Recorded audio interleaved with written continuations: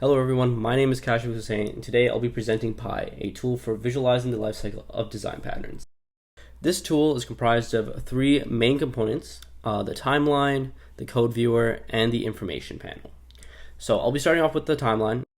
On the left side here at the top, we have all the design patterns we're currently supporting.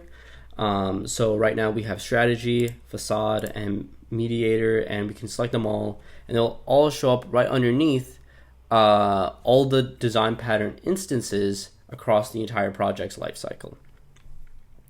But yeah, we can also just clean these up by hiding them or showing them fairly easily. But on the right side of that, we have the timeline associated with those pattern instances. To better understand the timeline, it's better we start talking about the top part, which is the controller. The controller features markers from 0 to, in this particular project, 225. These markers represent the commits. So 0 will be the first commit of the project, and 225 is the latest commit of the project. To better navigate it, we've also included this slider here. So if we grab the blue portions, we can drag this in on either end to get a bigger view of what's going on. If we want to move around, we can also grab the center yellow portion to move around left or right. Now, taking a closer look at the actual bars here that are related to these pattern instances, these are the timelines. These are indicating whenever you see color that from this commit to this commit, that these patterns exist between those commits. So for example, we have this very short one here, component figure drawing editor strategy pattern, which is just existing from this commit right here till this commit, and then we see a modification that breaks that pattern. Now you can see that I've opened this up, and when I do that, I'm greeted with more information on either side. So on the left, we see the name of the files associated with that pattern. And on the right side is a timeline for that file. So the vertical markers here indicate a modification to that file.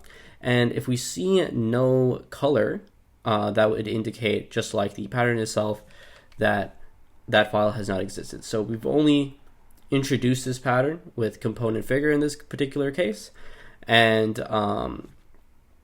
we see a modification that broke that. We've also included some markings to indicate likely areas where a pattern break has occurred. So top here, we also have this red marker. And if I move this marker around, you may notice how over here we are greeted with different commit information. And if we actually select one of these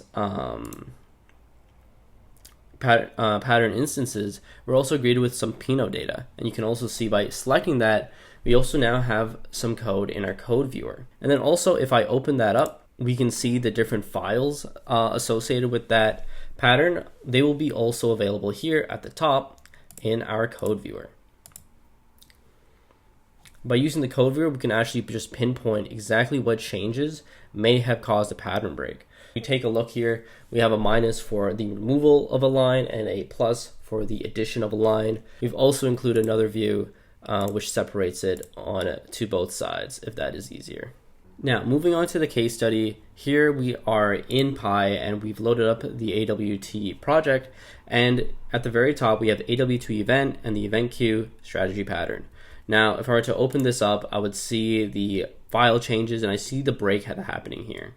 Now, I can move along over to any section with the pattern, select it, and I'll get the Pinot data, which is going to tell me that the event queue item is the context class and the AWT event is the strategy interface, and it's a series of concrete strategy classes from there. Now, what I really want to know is what happened at this modification that made a difference. So I'm going to zoom in on the timeline and get my cursor right above there. Now, we can see that Pinot data is gone because we no longer detected that pattern. But if we take a look at the message, we see unify event queue item, and this external tool, Sun Toolkit event queue item classes. But now we can drill in a little bit deeper and go through our code and see what that change may have exactly been. And we can see down here, we've actually removed the event queue item, which was our context class. So in this particular case, yes, this design pattern, this collection of files we've labeled as a design pattern instance is no longer existing and is broken.